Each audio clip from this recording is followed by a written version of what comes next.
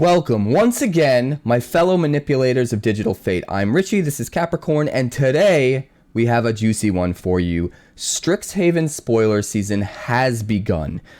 Wizards unveiled a whole bunch of new cards in a spoiler stream today, and there are some additional cards that are starting to see the light of day as well, and we're going to go into one of those at the very end of this video. But before we jump in, make sure you give this video a like, make sure you subscribe, all those shenanigans, because it really helps the channel grow, and we're trying to push hard for that 1,000 subscriber mark. So without further ado, let's jump right into these. We're going to start with the commons, we're going to work ourselves all the way up to the mythics, and we're going to go over everything on the way. So first up, we've got Eager First Year. Now this is a 2/2 for 2.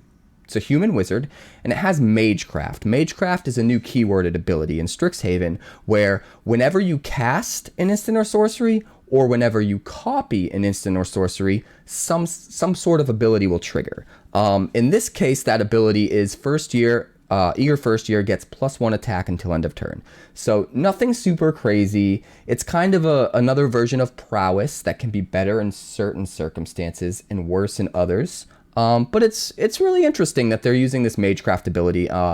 And clearly the set has a focus on instants and sorceries more so than permanents, whereas with the last set, Call Time, that came out, there was such an emphasis on permanents. We have these sagas, even a lot of the removal that we were using was tied to these permanents. So it's cool to see sort of the other foot drop and the other side of the coin, whereas it seems like this set's going to be more focused on instants and sorceries, and that standard's going to kind of be balanced out by this set releasing, right?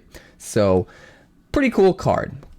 Next up, we've got our first lesson. Now this card is called Pest Summoning. Pest Summoning costs 2 green or 2 black. It's the Golgari hybrid mana and 1 colorless. It's a sorcery lesson. Create 2 1/1 black and green pest creature tokens with, when this creature dies, you gain 1 life. Now what's interesting about lessons, and this card in particular, is they go hand in hand with another new mechanic called Learn. And our first Learn spell is Pop Quiz. This is 1 blue and 2 for an instant, draw a card, and learn. Now when you learn, you can do one of 2 things. You can either search your sideboard for a lesson card, any lesson card, and put it into your hand, which is crazy because now we have this new mechanic that's basically wishing, right? So multiple cards across the set are now going to have this sort of limited wish ability, which is kind of crazy. But the other thing you can do with Learn is, if you don't want to find a lesson, you can discard a card to draw a card. Now, the fact that you can have either or is pretty nuts, right? Being able to loot a card when you have nothing better to do is really, really good, and balances out the fact that you can use these learns to theoretically go find lessons that are particular to the situation you're in. So it really depends on how good the lessons are, right? But a card like this that can fetch anything from the sideboard should not be overlooked, right? We've seen also how powerful cards like Adventures can be, or abilities like Adventures, cards with that ability. Eldraine completely took over the format. To this day, Standard is completely run by the power level of Eldraine, and especially Adventures, right? So now we see this new mechanic in Learn, which is basically a bunch of cards that are kind of like Adventures, where you get to do a thing and you get to do another thing. It's like having a built-in 2-for-1, which we saw with the adventure cards that is insanely powerful, to have this built-in 2-for-1 ability that requires a lot less workaround to make happen. So it really depends on how powerful the lessons are. This lesson in particular, Pest Summoning, isn't super powerful, right? You get 2 1/1s, but the fact that you can go find this sort of for free, right, and add it to your hand, it gives you card advantage.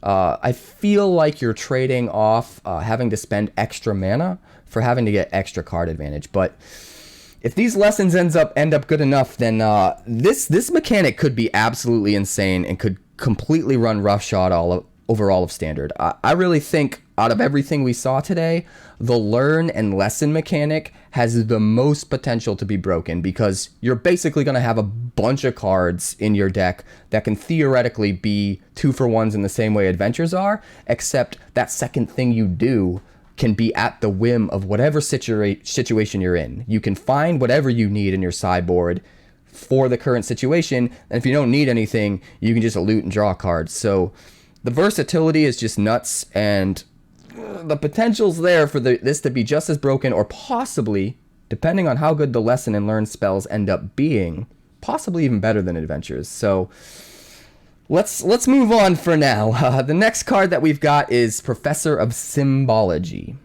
Isn't it symbolism? I'm pretty sure I learned that. But anyway, Professor of Symbology. Core Cleric, 2/1 for 2. When Professor of Symbology enters the battlefield, learn. So I think this card is probably the best learn card that we saw today. Being able to get a 2/1 for 2 mana, sort of on rate. It's not super impressive. Like, there's always better creatures to play for 2 mana, right? But you can trade with one of their 2-drops, or possibly even one of their 3-drops. It trades pretty well.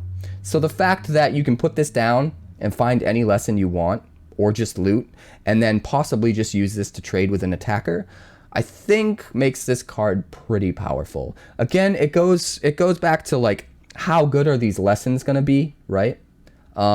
So that remains to be seen. We've got another pretty good lesson that we'll show you later on, but let's move on to the next cards here. We've got the Apprentices. Now, there's a full cycle of Apprentices. There's Silverquil, Witherbloom, Quandrick, Prismari, and Lorehold. Now, we'll go over these 2 at a time. First off, we've got Silverquil Apprentice, which is the Orzhov colors, white and black. And then we've got Witherbloom Apprentice, which is the Golgari colors, black and green. Now, Silverquil Apprentice in particular, first we'll note all of these apprentices are bears, basically. 2/2s for 2, right? It's a human warlock, has Magecraft. Whenever you cast or copy an instant or sorcery spell, target creature gets +1/+0 until end of turn. Now, I think this version of Magecraft actually is a little bit better than Prowess, because the ability to give any creature the +1 attack gives you the ability to sort of get more value out of the effect, where you can apply it to a creature with first strike, you can apply it to a creature with double strike, you can give maybe a creature with trample the +1/+0. So being able to shoot these +1 attacks across the field and give them to whatever creatures you need to in the moment kind of makes this better than Prowess in my eyes. So it really depends what the other cards are that support this sort of mechanic, but it looks pretty interesting to me. And then Witherbloom Apprentice has Magecraft. Whenever you cast or copy an instant or sorcery spell, each opponent loses 1 life and you gain 1 life.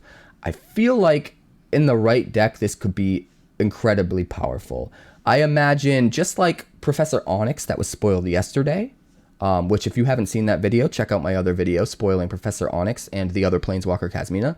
But I feel like in the same way as Professor Onyx, this card, if there's the right support for it, this sort of ability can really kind of go over the top.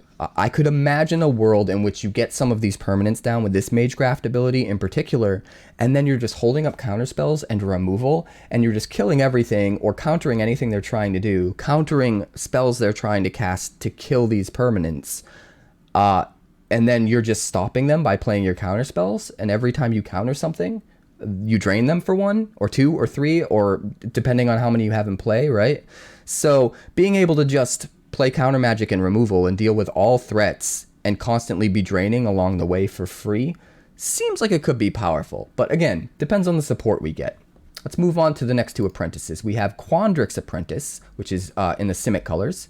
And then we have Prismari Apprentice, which is in the Izzet colors. Now, Quandrick Apprentice has Magecraft. Whenever you cast or copy an instant or sorcery spell, look at the top 3 cards of your library. You may reveal a land card from among them and put that card into your hand. Put the rest on the bottom of your library in any order.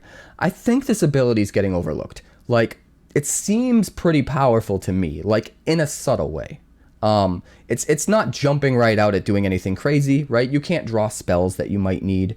You can only get lands off this. But the ability to, for free, activate this every time you cast an instant or sorcery, and be able to, dig for a land for free into your hand every single time, shouldn't be overlooked. You don't have to spend mana to activate this, and I think that's what really makes it look kind of more powerful than I think people are giving it credit for, in my eyes. So being able to just grab a land every time you cast an instant or sorcery seems pretty bonkers.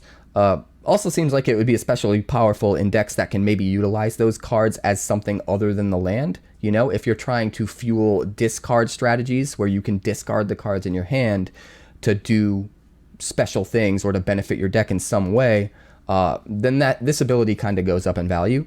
So it'll be interesting to see if there's more cards that kind of support this theme. And then the Prismari Apprentice is pretty interesting. So it does two things for Magecraft. When you play the instant or sorcery spell or copy it, first off, it can't be blocked this turn. And I feel like that's normally what you're going to be trying to do with cards like this, is basically play it in a low to the ground, just try to get in there and kill them by making this creature unblockable, that sort of play style. But then it also has, if that spell has mana value 5 or greater, the spell that you use to trigger Magecraft, you get to put a +1/+1 counter on Prismari Apprentice. So if the game goes longer, right, and you play some spells that are costing more mana, you can actually start to build this guy up into a bigger threat, and a big enough threat that it can be your closer, right? The fact that it becomes unblockable every time, but it's also getting bigger now in the late game, that's not to be underestimated. That could go somewhere, but I definitely think that value needs to be seen as gravy. I think the initial power of this card is going to be gauged on whether or not making this thing unblockable on turn 3, 4, 5, 6 is really going to matter. And if it's a deck where that matters, I think this guy could put in a lot of work. The last apprentice we're going to look at is Lorehold Apprentice. Now, this is in the Boros colors. It's a human cleric with Magecraft. Whenever you cast or copy an instant or sorcery spell, until end of turn, spirit creatures you control gain tap. This creature deals 1 damage to each opponent. Now, this is a very interesting one. So you have a human cleric here in Boros colors that specifically activates abilities of spirits. So it leads me to believe that we might see a decent amount of instants or sorceries in this set that maybe make spirit token creatures, in order to sort of synergize and bring those elements together. Otherwise, you're having to fit enough instants and sorceries in to trigger Magecraft, but then also enough creatures that are spirits to take advantage of that Magecraft trigger, and then also find room for this human cleric that isn't a spirit itself. So trying to fit everything in the right numbers and just the right deck seems a little tricky, and more like maybe it's made for limited. But like I said before, if we see these instants and sorcery spells that make spirit tokens, then we could see a deck like this sort of really take over, where maybe you have some normal spirit creatures in here, but you're making a bunch of spirit tokens with these instants and sorceries, and then after you have a bunch, they're doubling as something that can actually trigger the Magecraft itself and be able to ping the opponent for a bunch of damage, while still holding up like chump blockers if you need to, and then activating after you block, stuff like that. So it seems like there might be some really cool deck types that sort of come into play out of this set, but like I said, I keep sounding like a broken record here, but it really depends on what other kind of support cards we get in the set to push this. Moving on, we've got the last uncommon of the day. Now, this is Stormkiln Arsonist. This is a 4-drop 2/2. It's a dwarf shaman. It gets +1 attack for each artifact you control, and it has Magecraft. Whenever you cast or copy an instant or sorcery spell, create a treasure token. So they're continuing to push the treasure theme, right? We saw this in Kaldheim, and clearly they're taking that idea and they're continuing to push it in Strixhaven. So will the treasure deck get better? Will the dwarf deck get better with things like Magda? It seems like it will. Now, this card in particular, I don't know if it's aggressively costed enough to actually make the cut in a deck like that. But if we do see enough really low cost cards that can just ramp you out a bunch of treasure tokens in the early game, then maybe this forecasting cost doesn't matter as much. and isn't so bad because you're going to have all this extra mana. And in that case, you could slam this guy, and if you've got like 7 or 8 artifacts in play, you're looking at a 10-2 attacker. A 10-2 attacker that you can then play an Embercleave on, or that can contribute to other dwarf strategies. So in just the right deck, if we get the right support, this guy could definitely be usable and a heck of a win con. But as it stands right now, I think he's just a little bit too expensive with everything that's currently in the standard environment. Let's move on to our first rares of the day. Now, this is the cycle of dual lands that we're seeing come to Strixhaven. And each of them, it's very interesting. All 5 dual lands are enemy color, so they align with the 5 colleges, the 5 houses within the school. And all of them have an ability where you have to reveal the land type of the color that are in the dual lands, of the colors that are in the dual lands, in order for it to not come into the battlefield tapped. Now, we saw these lands before. I believe it was in Kaladesh, possibly, or another set. We saw all of the allied colored versions of these, and they didn't see much play back then. The thing you need to really take into account with these dual lands is, because you need to show, for example, with the Orzhov land, you need to show a plains or a swamp, right? Or it comes into the battlefield tapped. They're really only going to shine in decks where you actually have a decent amount of, say, plains or swamps to add to your mana base to show. So, like, if you're trying to play 4 colors, you're never going to have enough plains or swamps to make this card viable. So people thinking that these dual lands are going to be used in order to enable like 3, 4, 5 color decks, that is absolutely not what these are. These are going to be best used in very aggressive decks that care about having none of their lands come into play tapped initially, but don't care about the extra mana later in the game. When you get to turn 4, 5, 6, and you're drawing one of these, you're top decking one of these, and you have to play it tapped because you don't have any more lands in your hand anymore, it doesn't matter in an aggressive deck, right? You already have more than enough mana to do everything you're trying to do. But what really matters in aggressive decks is being able to curve out and not having lands come into play tapped. So I definitely see these being used in 2-color decks that are trying to be super aggressive, or possibly 3-color decks. But the 3-color decks are going to have to be built around these lands just right. They're not going to fit into every 3-color deck, right? I see these working in 3-color decks where maybe you have a primary color and you're able to run a bunch of basics in that color because of it, but you're splashing 2 other colors that you can then add these lands to sort of have access to those colors without them entering the battlefield tapped. So I could see them being used that way, but as far as enabling multicolor strategies, these lands aren't really what you're looking at. These lands are absolutely about enabling aggressive decks, or at the very least tempo-centric decks that are 2 colors rather than having to stick to one color. So in that way, I think these lands in particular will see a lot of play. But like I said, if you're trying to go with a ton of colors in a deck, that's not what these cards are for. Not even close. Let's move on. So our next couple rares are Dragon's Guard Elite and Archmage Emeritus. Archmage? We'll go with Archmage. Archmage Emeritus. So first off, Dragon's Guard Elite is a 2/2 for 2. It's a human druid. Has Magecraft. Whenever you cast or copy an instant or sorcery, put a +1/+1 counter on Dragon's Guard Elite. So over time, if you get this out on curve, over time this is going to grow, right? Every time you cast or copy an instant or sorcery, it's just going to get bigger and bigger and bigger. So I like that. I like that it's a sort of a tempo play. You can play it on curve and it's on rate, right? It's a 2/2 for 2. But then as the game goes longer, it's going to get bigger and it's eventually going to grow into an endgame threat, the kind of endgame threat that you need in the late game if you're still playing by then. The other ability is pay 6 mana, double the number of +1/+1 counters on Dragon's Guard Elite.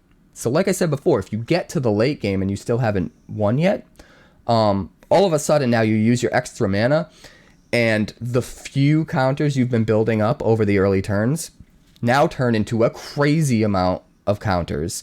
If you can give this guy some kind of evasion, it could be really nasty. Again, we'll see what kind of support we have. It's not an elf, it doesn't fit into the elf deck, right? You need enough instants and sorceries to enable it. So it'll be really interesting to see what kind of deck might actually pop up around this. And for the other card, Archmage Emeritus, this is a 2/2 for 4. It's a human wizard, and it has Magecraft. Whenever you cast or copy an instant or sorcery spell, draw a card.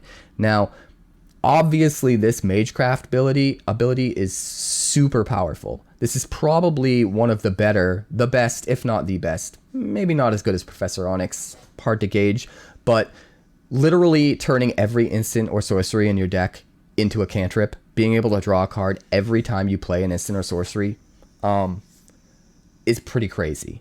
So this is super powerful. The downside is it's expensive, right? The turn it comes into play, if you're playing it on curve, it's not going to do anything. It's your turn 4. You're basically just wasting your turn 4 just to slam this guy and say go, right? And it's a 2/2, so it's super vulnerable to removal. You can shock it, you can stomp it. It's really hard to keep this guy in play. But if you manage to do it, the ability is insane, and you'll gain enough card advantage if your deck is catered towards instants and sorceries to just completely go over the top in the long game. So it'll be interesting if there's ways to enable this sort of strategy, if there's things that help keep a creature like this on the field and keep it from being removed. If we see any cards with the rest of the Strixhaven set that help do that, the viability of this card could go up. As it stands, I think it's going to be really hard to play on curve, and I only really see it being played in like counterspell decks where maybe turn 6 or turn 7 you can drop this guy and hold up a counter, right? But even that strategy is going to need more support from the set. So again, like I've been saying all video, this card in particular is going to rely on seeing what the rest of the set looks like. The next couple cards that we have, we'll actually do the last rare first. Now this is Confront the Past. This is the only rare lesson, and in fact I believe it's the only lesson we've seen that's not a common. Either way, it's the only rare lesson we've seen all day. Now this is 1 black and X mana. Choose one. Return target Planeswalker card with mana value X or less from your graveyard to the battlefield, or remove twice X loyalty counters from target Planeswalker and opponent controls. So I love the direction that this is going, okay? If there are decent lessons to find that aren't just very particular targets that you want in very specific moments, having something like this as in your toolbox as something you can fetch at just the right moment as an option for a lesson can be very powerful. If this was the only thing you could do with your lesson, it's not going to be so good. But if you can fetch this at just the right time where it's the perfect card you need, it could be just overwhelmingly powerful in a blowout, right? If all you need to do is take out their Planeswalker and you have complete control of the board and you win, you can just fetch this, remove all the loyalty, and kill the thing. Also, if all you need to do is you've run them out of cards and now you just need your Planeswalker back out of your graveyard and onto the battlefield, they're out of counter spells, they've got no way to stop you, their hand's gone, they've got no removal, fetch this, bring your Planeswalker back, and go on to win the game, right? So the fact that this is a lesson and you can keep this in your sideboard and you can fetch it whenever you need to, I think makes the power level of a card like this go way up, as long as there are other lessons to fetch that are going to be not quite as situational, right? If there are other lessons that they show us down the line that are just going to be good all around, maybe removal or something like that, card draw, then having lessons like this to complement that and turn your sideboard into sort of a toolbox is going to be super powerful. So I'm excited to see where the rest of the lessons are. I really think the learn mechanic is just, depending what spells we get with learn and what spells we get that are lessons, it could be super broken. But let's move on to our mythics, okay? So we've got 2 mythics. The first is a modal double-faced Planeswalker. This is Rowan, Scholar of Sparks, and Will, Scholar of Frost. Now, Rowan, Scholar of Sparks is 1 red and 2 for a 2 loyalty Planeswalker. Its static ability is instant and sorcery spells you cast cost 1 less to cast. It's got a +1 loyalty ability where it deals 1 damage to each opponent, but if you've drawn 3 or more cards this turn, it'll deal 3 damage instead. So if you're playing a deck where you can draw a bunch of cards every turn, this could sort of be your win condition, right? I'm not sure if that archetype will be viable, but the potential is there. The -4, which I guess we can consider the ultimate ability, is you get an emblem with whenever you cast an instant or sorcery spell, you may pay to. If you do, copy that spell. You may choose new targets for the copy. The ultimate is where things get interesting here. This is a very cheap planeswalker, and it only needs another 2 loyalty in order to get to the point where it can ultimate, which seems kind of crazy to me. It seems like there might be a way to just make this thing completely busted. I can just imagine getting this emblem and using things like Alrund's Epiphany to take 3 turns in a row. It could get out of hand. Again, we need enablers. We need ways to make this viable. So it's hard to say which way it will go, but the potential is there, right? And then we look at the other side, Will, Scholar of Frost.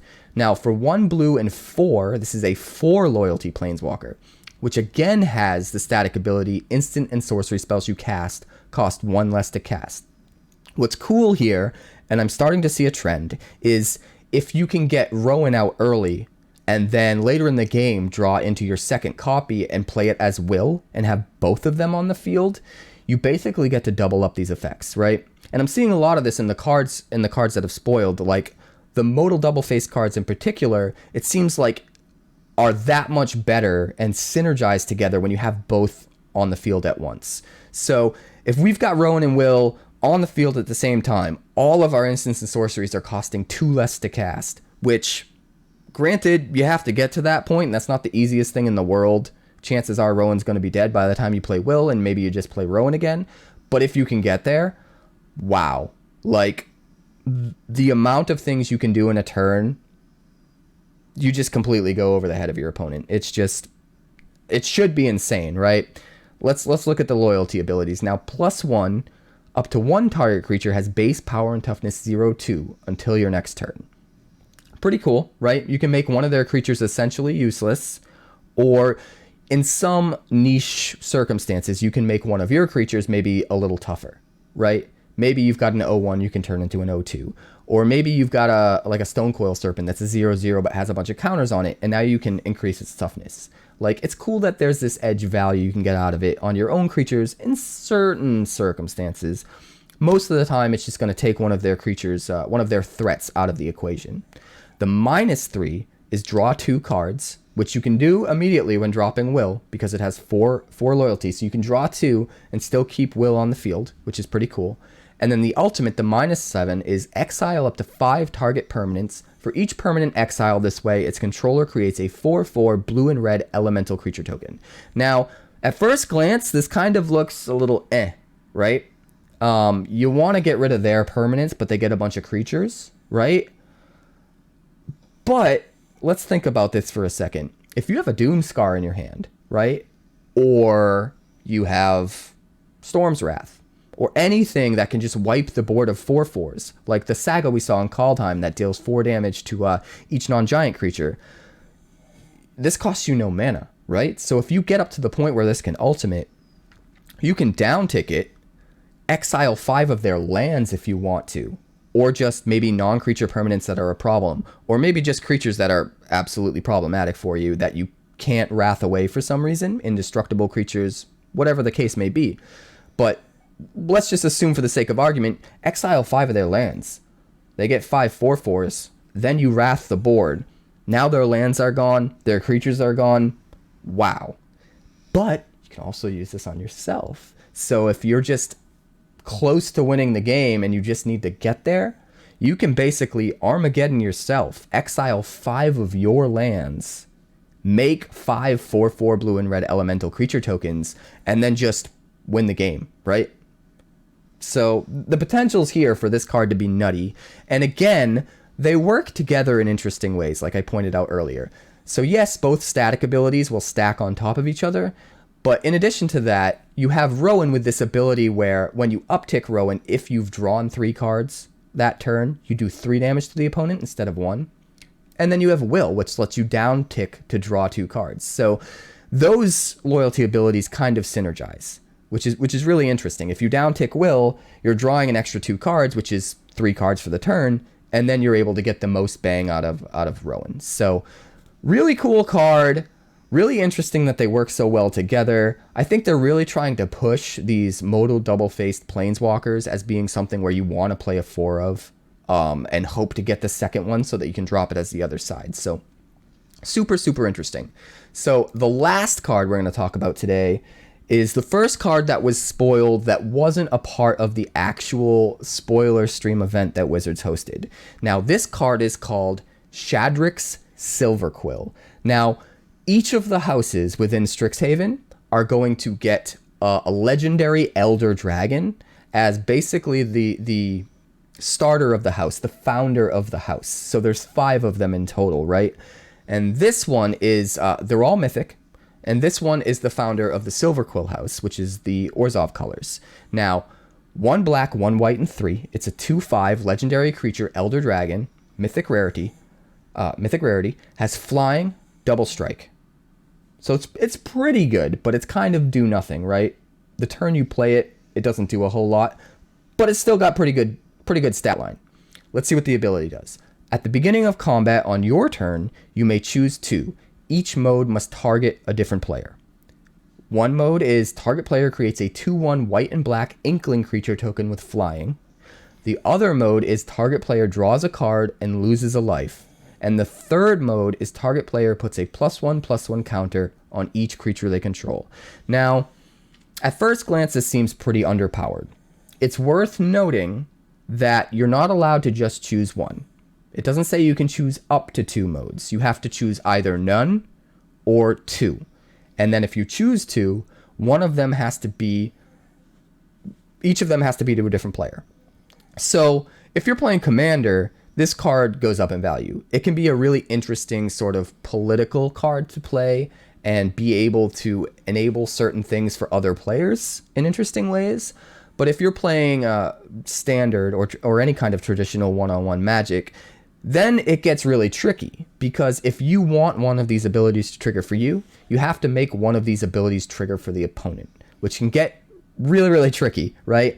There are certain instances where you can get around it, right? If you have a Kaervek in play that gives all creatures -1/-1, you can just give them the 2/1 flyer, and they get nothing. It dies immediately, right? And that enables you to get whichever other ability you need. You can also play like a very control game, where maybe you just slam this down and you keep it in play as a blocker at first, and you're just using a lot of control to take out your opponent's creatures, and then you can give them the ability to put +1/+1 counters on each creature they control, but if they have no creatures, they can't do it, right? It doesn't gain them anything. So in that way, if you're playing it in a very control-heavy deck, maybe you can sort of get like the 2/1 flyer for free or draw a card for free, and get some value out of it that way. But it's going to be really tricky to play around this concept. That being said, I do think it's super fun. It's super fun that you have to give your opponent one of these in order to get the other one. So I don't necessarily think it'll see a lot of constructed play, but I'm really interested in using it in Limited for sure. I think it'll be a really fun card to play with, and I'm really interested to see if maybe there's some other cards that come down the line in Strixhaven that actually makes this guy more usable and more interesting, because as it stands, not super powerful, but there are ways to build around it in which you can sort of mitigate the problems and really take advantage of it and put it to better use. So we'll see where it goes, but that's all the cards for today. So halt the presses. More cards are being spoiled. Now, I'm not going to fit them into this video, but there's a bunch more coming up. So expect another video soon. Let's close this one out right. I have the first spoiler video up on the channel. I'll make sure that I'll provide a link to that in the outro so that you guys can click over to that and check out the other 2 planeswalkers that were spoiled, Kasmina and Professor Onyx, if you want. And until next time, always make a mistake. Thanks so much for checking out my channel. We are pushing hard for that 1,000 subscriber mark, so please consider subscribing. Hit that button. There's a circle in the middle over there. Hit that. Subscribe. Tell all your friends to do it. Thank you. Also, give this video a like so more people can see it. If you'd like more PlayStation and console game coverage, we've got that down below. And if you'd like more Magic the Gathering coverage, there's more of that somewhere off over that way. Do all the things.